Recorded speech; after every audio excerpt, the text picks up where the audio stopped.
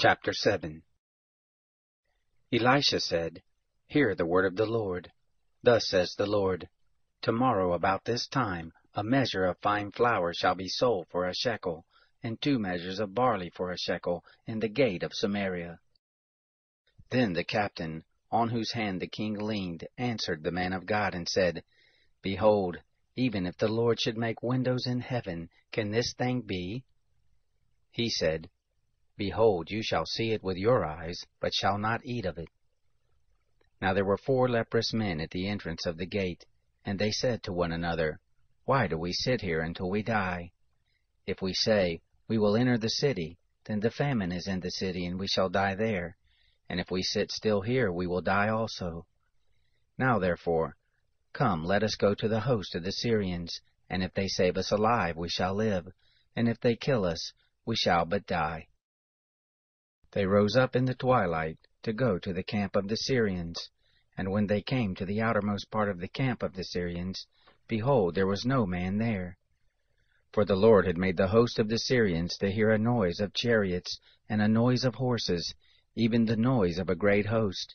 And they said to one another, Behold, the king of Israel has hired against us the kings of the Hittites and the kings of the Egyptians to come upon us. Therefore they arose and fled in the twilight, and left their tents and their horses and their donkeys, even the camp as it was, and fled for their life. When these lepers came to the outermost part of the camp, they went into one tent, and ate and drank, and carried away silver and gold and clothing, and went and hid it.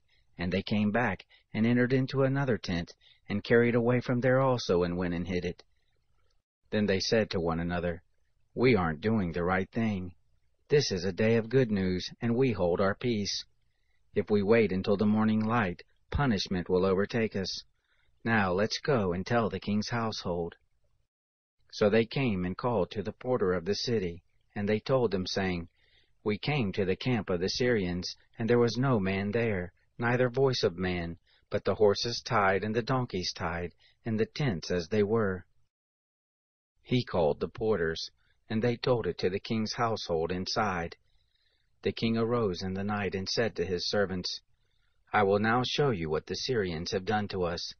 They know that we are hungry. Therefore they have gone out of the camp to hide themselves in the field, saying, When they come out of the city, we will take them alive and go into their city. One of his servants answered, Please let's take 5 of the horses that remain which are left in the city. Behold, they are as the multitude of Israel who are left in it, and they are as the multitude of Israel who are consumed. And let us send and see. They took therefore 2 chariots with horses, and the king sent after the host of the Syrians, saying, Go and see.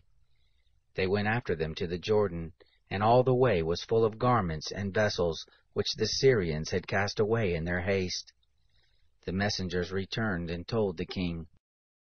The people went out and plundered the camp of the Syrians. So a measure of fine flour was sold for a shekel, and 2 measures of barley for a shekel, according to the word of the Lord.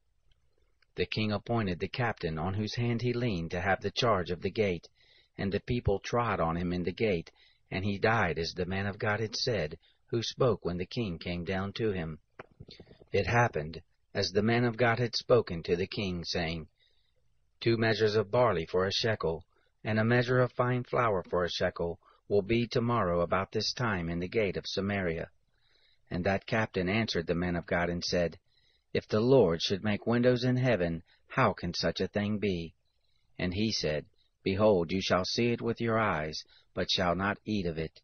It happened even so to him, for the people trod on him in the gate, and he died.